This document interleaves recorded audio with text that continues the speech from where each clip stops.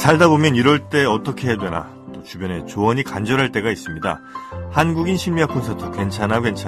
이 시간은요, 여러분의 사연을 두 분의 전문가와 함께 고민하고 또 함께 조언해 드리는 시간이죠. 자, 오늘도 두 분 모셨습니다. 가정경영연구소의 강학중 소장님, 그리고 나우미 가족문화연구원의 김숙기 원장님입니다. 두 분 안녕하세요. 안녕하세요. 네. 자, 오늘도 저희에게 사연이 좀 있는데요.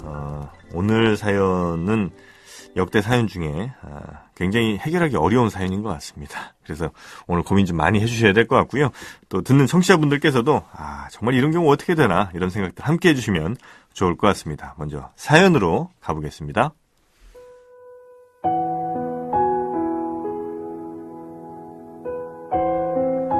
네, 안녕하세요. 저는 결혼 10년 차 그리고 초등학교 2학년 올라가는 딸이 하나 있는 30대 후반 주부입니다. 시댁과 친정이 차로 4-5시간 있는 거리에 있고요. 또 남편이 밤 늦게 퇴근해서 오기 때문에 아이를 맡길 때도 마땅치가 않고, 또 아이는 엄마가 양육하는 게 아이 정서에도 좋을 것 같아서요. 저는 결혼하고 직장 2년 정도 다니다 사표를 냈고 지금은 전업주부입니다. 그런데 얼마 전부터 시어머니께서 자꾸만 저에게 요즘 같은 세상 남편 혼자 벌어서 어떻게 하느냐, 너도 이제 슬슬 직장을 구해봐야 되지 않겠냐, 이렇게 압박을 하십니다. 그냥 흘려 들으려고 해도 어머니께서 저를 보실 때마다, 아니면 제가 어쩌다 전화를 드릴 때마다 이 맞벌이 하라고 하시니까 이거 정말 요즘은 스트레스를 받습니다. 이 남편에게 얘기를 했죠. 어머니께서 이러신다고 하는데 어떻게 하는 게 좋겠느냐 이렇게 물으니까, 자기가 늦게 끝나고 친정도 멀어서 아이 키우는 거 힘들 게 뻔하고, 또 제가 맞벌이를 하면 힘들게 되니까 또 짜증을 낼 것 같고, 우리 부부 싸우는 일이 더 많아질 것 같다. 그래서 그냥 지금처럼 사는 게 낫겠다. 이렇게 남편도 얘기를 합니다. 그런데요, 이 시어머니의 맞벌이 타령 요즘도 계속되고 있습니다. 며칠 전엔 능력 있는 남편 만나서 편하게 산다, 이렇게 제 속을 뒤집어 놓기까지 하시네요. 제가 그렇다고 집에만 놀고만 있었을까요? 당연히 저도 일을 많이 했습니다. 그러니까 처음 결혼할 때 남편이 4천만 원, 제가 3천만 원 해서 7천만 원 전세로 시작을 했는데, 제가 그동안 아껴서 저축하고 이 부동산 투자도 잘 해서 지금은요, 저희가 사는 집 외에도 분양받은 집을 월세 주고 거기서 90만 원가량 월세도 받고 있습니다. 더구나 제가 지금 나가서 벌어봤자 한 150에서 200만 원 정도 벌 것 같고요. 그러면 아이를 저녁 늦게까지 학원으로 뺑뺑이를 돌려야 되고, 집밥보다 밖에서 사 먹이는 일도 많아질 겁니다.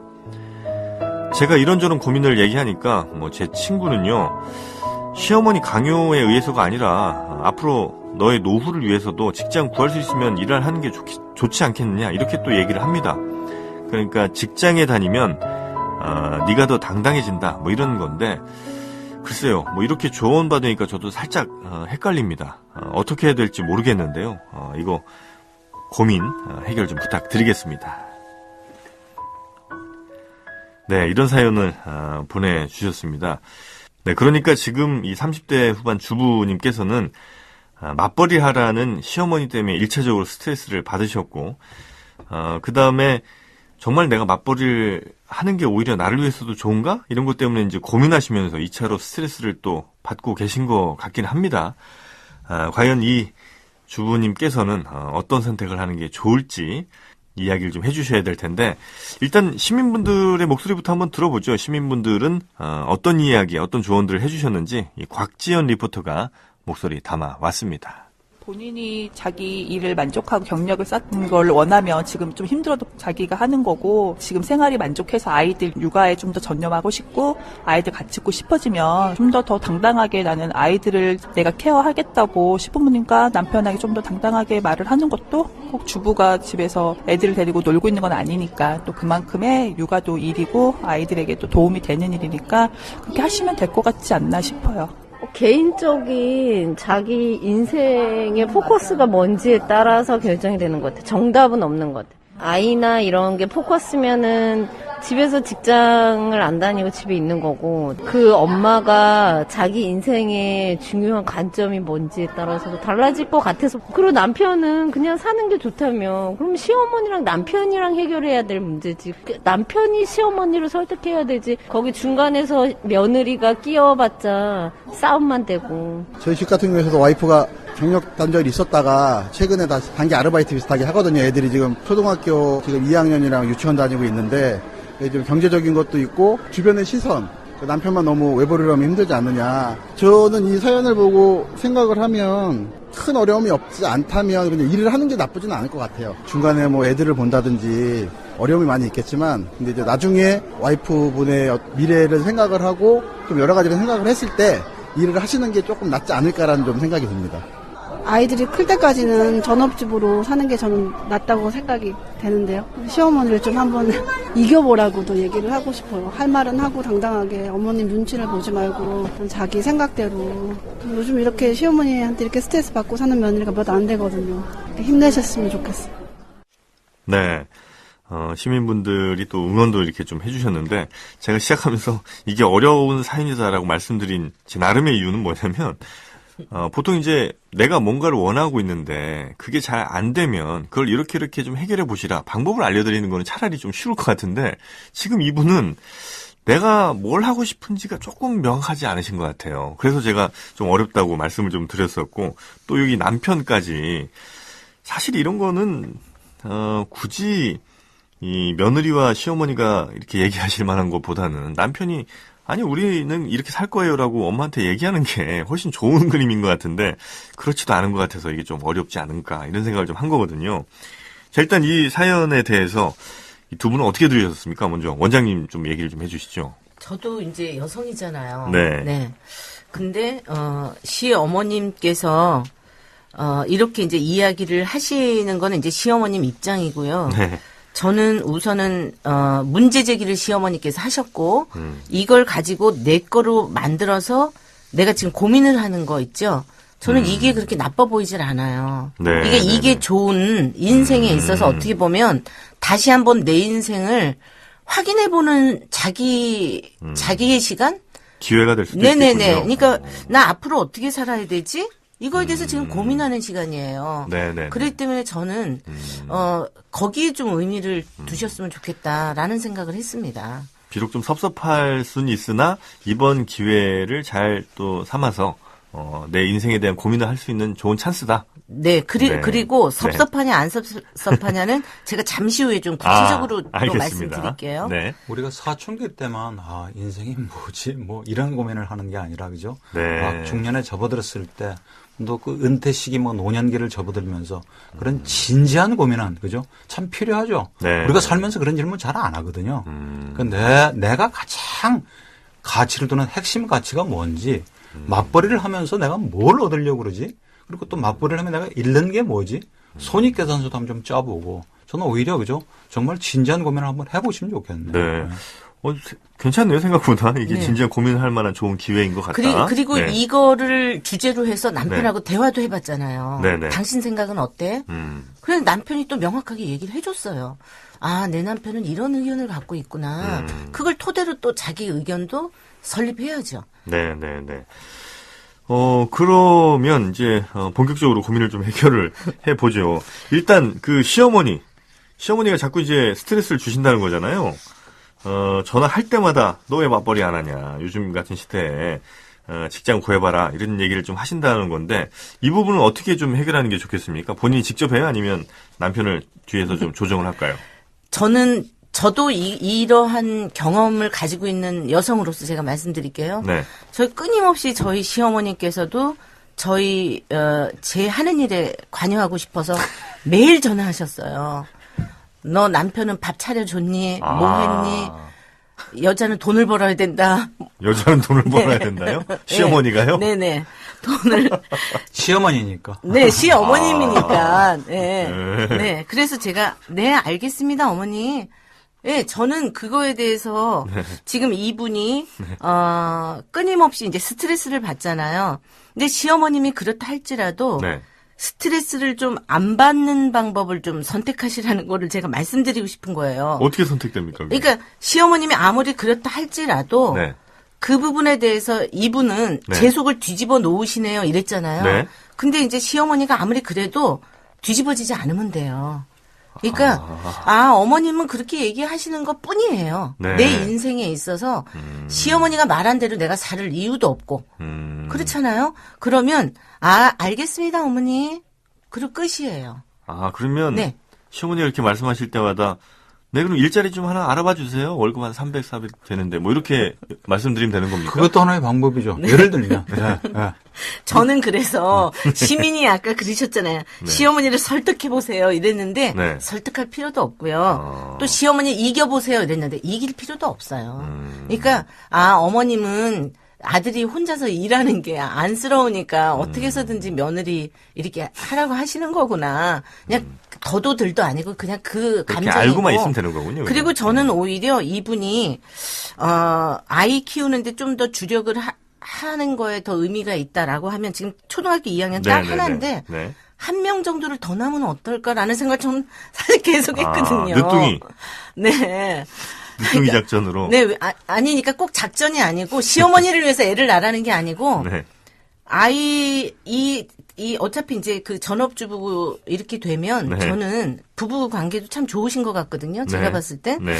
그러면 이제 아이를 낳아서 잘 기르는 것도 굉장한 의미가 있고 가치가 있고 네. 또 이분이 또 저는 집에만 또 가만히 있는 것도 아니고 또 나름대로 재테크도 하시고 네. 할 일이 너무 무궁무진하게 많아요. 꼭 직장만 가서만이 답이 아니거든요. 네, 네, 네. 그렇기 때문에 여러 가지 일이 있는데 그 중에서 제가 얘기하는 뭐 아이도 더 낳을 수도 있는 거고 뭐 여러 가지 할 수 있는 게 아이 낳는 많습니다. 얘기에 유독 그렇게 미소가 많이 우리 네. 원장님은 나오시는 거 같아요. 저는 이제 지금 뭐 여러 가지 국가의 저출산 문제도 있지만 개인의 행복을 위해서도 네. 저는 아이를 낳으면서 자기 행복을 더 탄탄하게 만들면서 네. 그러면 또 시어머님 얘기 없으실 거라고 봅니다.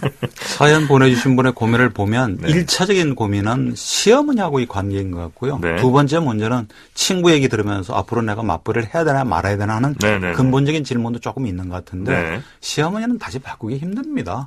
그 심정을 읽어보면 내 아들이 안 됐어요. 그냥 가엾고 고생만 하는 것 같고. 그러니까 그 심정을 읽어주고 네. 그런 남편한테 좀 더 자주 감사의 표시를 하고 그런 감사를 표현하는 그 장면을 시어머니한테도 조금 더 보여드리고 그리고 우리 남편의 어머니인 시어머니한테도 감사는 그죠?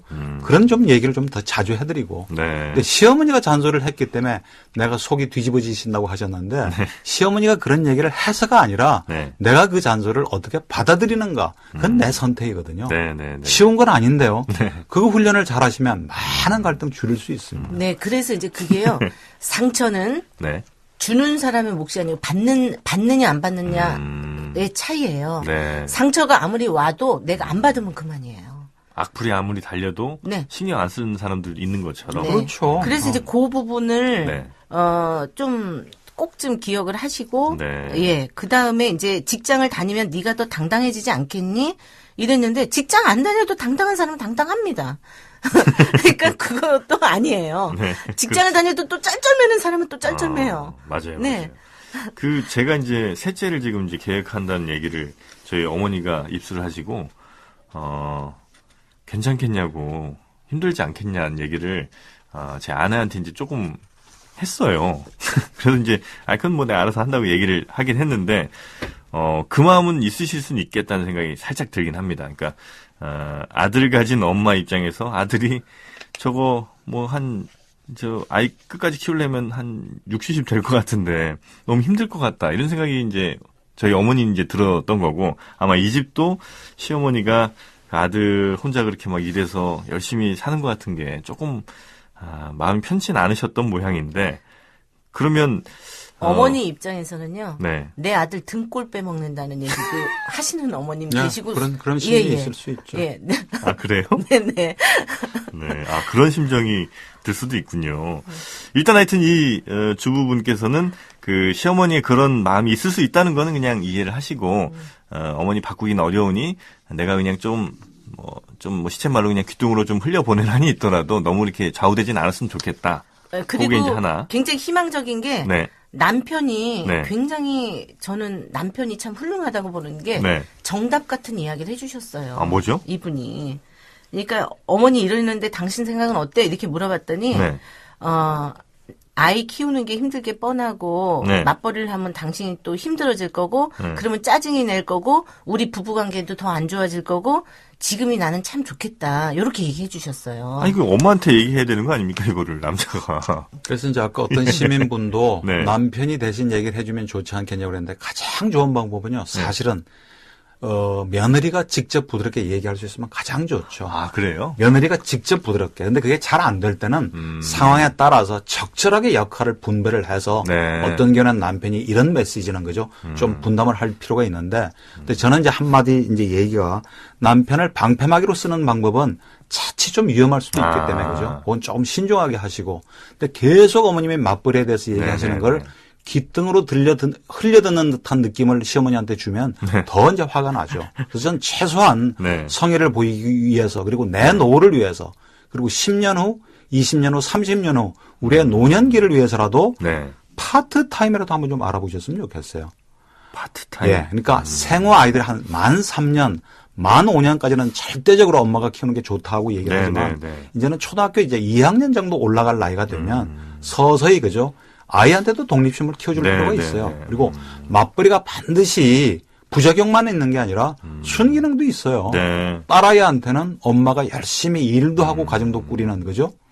두 가지 일을 동시에 잘하는 역할 모델도 될 수가 있고 그리고 이제 뭔가 사회생활을 하면서 삶의 활력도 얻을 수가 있고 네. 뭐 이분도 한 2년 또 직장생활을 하셨지만 네. 또 남편과 어떤 공통분모, 공통화제를 키우는 것도 있고 돈이 전부가 돼서는 안 되겠지만 네. 경제적인 조금 좀 여유도 있고 해서 돈만을 바라보고 파트타임이 아니라 네. 뭔가 이제 아이 학교 보내고 나서 뭔가 내 나름대로의 역할 그러네요. 그 일을 또 통한 어떤 보람 성취감도 있으니까 네. 그런 것도 한번 알아볼 겸 파트타임을 한번 좀 알아보셨으면 좋겠어요. 내가 지금 당장 일을 할까 말까 이걸 확실하게 결정하기보다는 한번 한 하루에 4시간 이렇게 짧게 한번 뭐 근처 커피숍이라든지 뭐 편의점도 좋고 어디든 한번 일을 좀 해보면서 이 시간을 좀 늘리는 게 좋을까 말까 이런 생각을 해보는 것도 괜찮은 방법이겠네요. 저는 파트타임도 이제 중요한데 네. 앞으로 내가 어떤 거에 관심이 있고 무슨 일을 하면서 살 수 있지라는 거에 대한 고민을 해서 네. 그냥 뭐 그 부분에 대한 거를 조금 더 내가 하고자 하는 일, 내가 네. 원하는 일 그런 부분들도 좀 찾아보고 관심을 좀 가지면서 지금부터 이제 서서히 그런 거는 좀 준비할 수도 있고 배우러 다닐 수도 있고 네. 예. 그러니까 이제 그게 확실하신 분은 그죠? 그 공부도 하고 자격증도 따고 그런 게 좋은데 그게 아직도 자기 자신도 자기를 잘 모르는 때가 있거든요. 그럼 이제 맛을 한번 보는 거죠. 시부모님이 계속 그렇게 얘기를 하셨으니까 그죠. 네. 그리고 하루 종일 아이만을 위해서 네. 지나치게 아이에 전념하는 것도 사실은 어떤 의미로 보면 건강하지 않을 수도 있어요. 네, 네, 네. 내 시간도 조금 갖고 내 역할도 찾고 그런 연습을 네. 이제부터 한번 해보시라는 그런 의미입니다. 근데 이분이 네. 집에서 놀고만 있지 않았다라고 분명히 말씀해 주셨어요. 네, 네, 네. 예, 아이한테만 그렇게 하는 게 아니고 자기 나름대로 이 집안에서 재테크도 하고 가정 경제도 생각해보고 부동산 시세도 막 알아보고 또 네. 투자도 좀 해보고 투기가 아니고 투자죠. 네, 네, 네. 그래서 이제 건강하게 나름대로 저는 잘 살고 계시구나 이런 느낌을 좀 받았거든요. 네, 네, 네.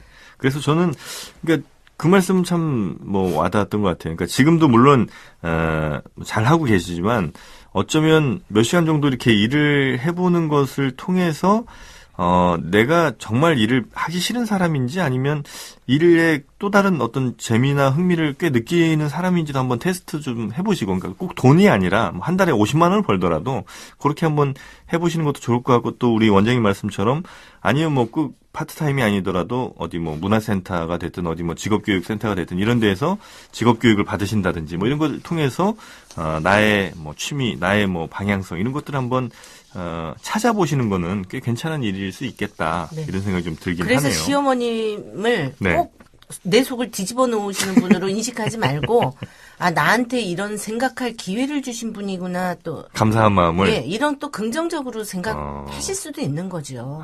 그래요. 네. 거기까지는 꽤 쉽진 않은 것 같습니다. 보통 사람들에게.